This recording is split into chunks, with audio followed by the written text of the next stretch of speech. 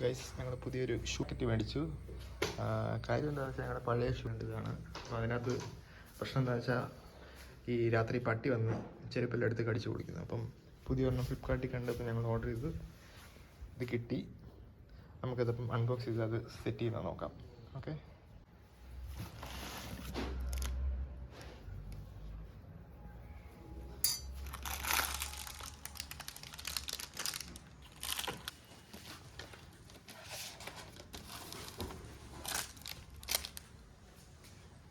നമ്മൾ സെറ്റ് ചെയ്തുകൊണ്ടിരിക്കുകയാണ്. അപ്പം ഈ നീളമുള്ള പീസ് അടിയിലും ചെറിയ പീസ് മുകളിലും പിന്നെ വേറൊരു ടൈപ്പ് പീസുണ്ട്, അതാണ് നമ്മുടെ ഡോറിന് വരുന്നത്.